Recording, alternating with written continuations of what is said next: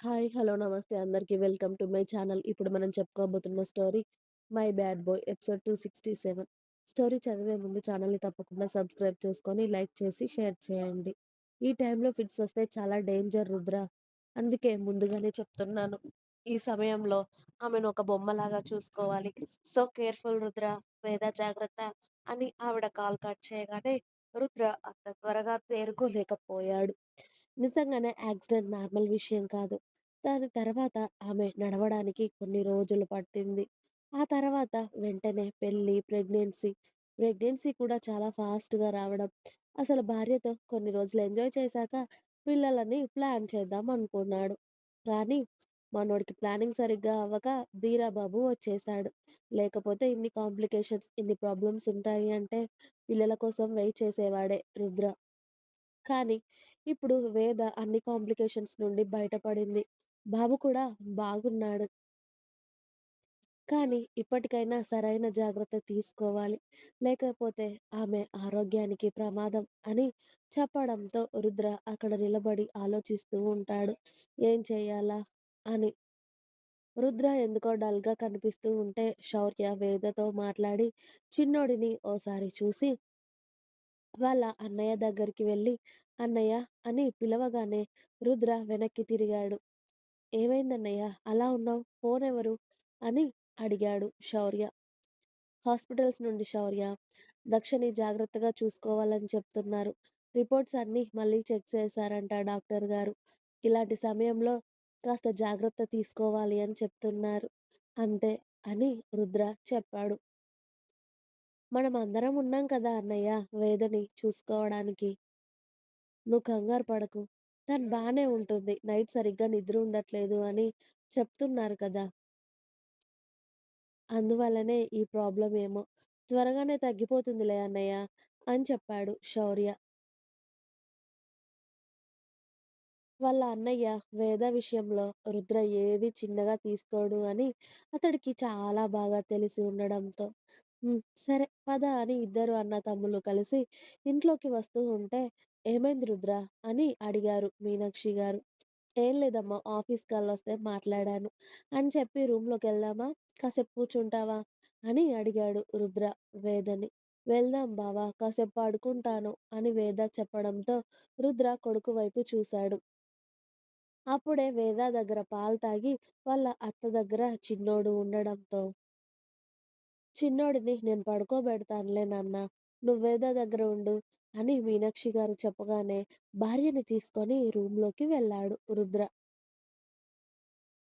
బయటకి వెళ్ళొచ్చారు కాబట్టి ఫ్రెష్ అయ్యి డ్రెస్ తీసేసి మళ్ళీ నైటీ వేసుకొని వచ్చింది వేద. ఆమె సైలెంట్‌గా పడుకుంటుంటే "దక్ష" అని పిలిచాడు రుద్ర. "హా! బావ" అని రుద్ర వైపుకి తిరిగింది వేద. "హెల్త్ ఏదైనా ఇబ్బందిగా ఉన్నా, ఎక్కడైనా పెయిన్‌గా అనిపించినా, నీకసలు కంఫర్ట్‌గా లేకపోయినా చెప్పు.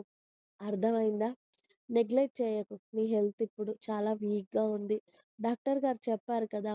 ఎంత చిన్న ప్రాబ్లమ్ అయినా ముందు నాకు చెప్పాలి. సరేనా?" అన్నాడు. "కొంపదీసి నేను త్వరలో పోతాను అని నాకేదైనా జబ్బుందని చెప్పారా ఏంటి బావ డాక్టర్ గారు? ఇంతలా చెప్తున్నావు నా హెల్త్ గురించి" అని వేద ఏడుపు మొహం పెట్టుకొని అడిగింది. అంతే, ఆమె మూతి చురుక్కుమనేలా ఆమె మూతి మీద ఒక్కటి వేశాడు రుద్ర. "నోరు తెరిస్తే ఒక్క మంచి మాట రాదేంటే నీకు?" అన్నాడు సీరియస్‌గా. "మరిప్పుడు నా హెల్త్ గురించి ఎందుకంత లిస్ట్ చదివావు చెప్పు? నువ్వు అంతలా చెప్తే నాకు అలాగే అనిపించింది మరి. అయినా నేను జాగ్రత్తగానే ఉంటున్నాను కదా! కనీసం కిందికి కూడా వెళ్ళడం లేదు. నీ కొడుకు నైట్ నన్ను పడుకోనివ్వడం లేదు కానీ అంతా బానే ఉన్నాను. మీరు చెప్పినట్టే చేస్తున్నాను కదా! అయినా అన్ని జాగ్రత్తలు చెప్తుండేసరికి భయం వేసి అడిగాను. అది కూడా తప్పేనా? ప్రతి దానికి కొడుతున్నావు నన్ను నువ్వు ఈ మధ్యలో. కనీసం భార్య డెలివరీ అయ్యింది. తనకి హెల్త్ బాలేదు. దానికి అన్నట్టుందా నీకు ఏమైనా?" అని మళ్ళీ ఏడుపుకు సిద్ధమవుతూ ఉంది వేద.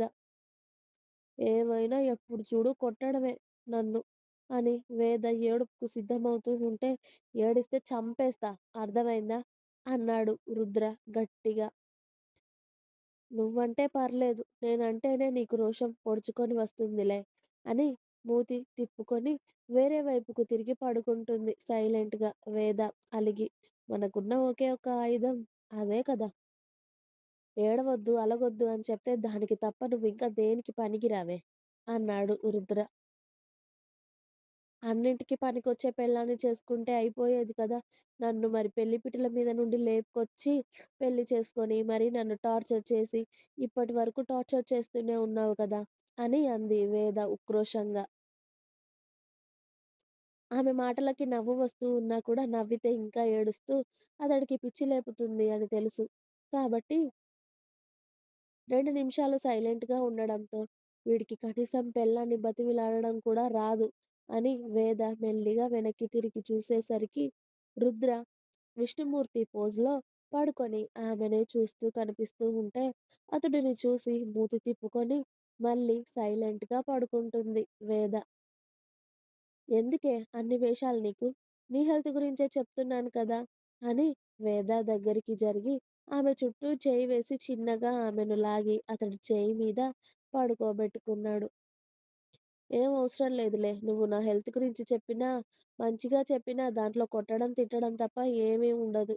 అంతటి దానికి నువ్వు చెప్పడం, నేను వినడం అవసరం లేదులే" అని వేద ఎన్ని అనాలో అన్ని అని ఎన్ని తిట్టాలో అన్ని తిట్టి, ఎన్ని కొట్టాలో అన్ని దెబ్బలు కొట్టి, అప్పుడు మనశ్శాంతిగా నిద్రపోయింది. ఆమె తిట్టిన తిట్లకు బుర్ర హీటెక్కి తల పగిలిపోయి, ఆమె గిచ్చిన గిల్లులకు అతడి మెడ మీద, చేతుల మీద, బుగ్గల మీద ఆమె గోటిగాట్లు మంటలేస్తూ ఉంటే, నేను జీవితంలో ఏదైనా పెద్ద తప్పు చేశాను అంటే దీన్ని పెళ్లి చేసుకోవడమే అని రుద్ర మనసులో అనుకొని, కాస్త టీ పంపించమని వాళ్ళ అమ్మకి చెప్పడంతో మీనాక్షి గారు కొడుకు కోసం వేడివేడిగా టీ పంపించారు.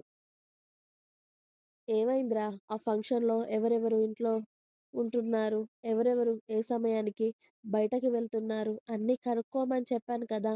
ఏం జరిగింది?" అని అడుగుతూ ఉంటాడు జశ్వ వర్ణని. ఫంక్షన్ కాబట్టి ఆ రోజు బయటికెవరు వెళ్ళలేదన్నా. బయట నుండే చాలా మంది వచ్చారు. కొన్ని వందల మంది వాళ్ళ కొడుకుని ఆశీర్వదించడానికి. కానీ మాకు తెలిసిందేంటంటే, ఇంకా రుద్ర ఆఫీస్‌కి వెళ్ళడం లేదు. వాళ్ళ భార్య డెలివరీ అయ్యింది అని చెప్పి. వాళ్ళిద్దరి తమ్ముళ్ళు, వాళ్ళ నాన్న, వాళ్ళ మావయ్య గారు ఆఫీస్‌కి వెళ్తూ ఉన్నారు. రుద్ర మాత్రం ఇంకా ఇంట్లోనే ఉంటున్నాడు. ఇంకా ఆడవాళ్ళు కూడా ఉన్నారన్న ఇంట్లో అని వర్ణ చెప్తూ ఉంటే, "ఆ భూమి, భూమి కనిపించిందా?" అని జశ్వ రాక్షసంగా అడుగుతూ ఉంటాడు. "ఆ అమ్మాయి కూడా అక్కడే ఉందన్నా ఫంక్షన్‌లో" అని చెప్పాడు వర్ణ. "సరే మంచిది. అంత సెక్యూరిటీ ఉన్నారని చెప్పావు కాబట్టి మనం లోపలికి వెళ్ళడం కాదు. దాన్నే బయటకి తీసుకురావాలి. దాన్ని బయటకి లాగి, దాన్ని ఆ ఊరిలో నుండి తీసుకొచ్చి ఇక్కడ పడేస్తే గాని ఆ రుద్రగాడి పొగరు అణగదు" అని జశ్వ భూమిని అక్కడి నుండి ఎలా ఎత్తుకెళ్ళాలి అనే పన్నాగాలు పన్నుతూ ఉన్నాడు. "ఇప్పటికి 20 రోజులు పైన అయ్యింది కదా బాబు మా కూతురు కనిపించక. ఎక్కడికి వెళ్ళినట్టు? ఏమైపోయినట్టు? మీరు పోలీసు అయ్యుండి మీరు కూడా తెలుసుకోకపోతే ఎలా బాబు? నా కూతురసలు బతికిందా? చచ్చిపోయిందా? అని మాకు భయంగా ఉంది బాబు" అని ఆ దంపతులు ఏడుస్తూ ఉంటే, "మావయ్య అలా మాట్లాడకండి మీరు" అని అన్నాడు జీవన్. "లేదు బాబు. కనీసం నా కూతురు ప్రాణాలతో ఉంది అని తెలిస్తే అయినా నా మనసు కుదుట పడేది. అసలు మనిషి జాడే తెలియడం లేదు. అలాంటిది ఎలా మమ్మల్ని ప్రశాంతంగా ఉండమంటావు బాబు" అని ఏడుస్తూ ఉంటాడు ఆయన. ఇంకా ఉంది. మీకు నా స్టోరీస్ నచ్చినట్టయితే ప్లీజ్ లైక్ చేయండి, షేర్ చేయండి. అలాగే ఛానల్‌ని తప్పకుండా కొత్త వాళ్ళందరూ సబ్స్క్రైబ్ చేయండి. Please subscribe my channel. Thanks for watching my video. By by. Please like, share and subscribe.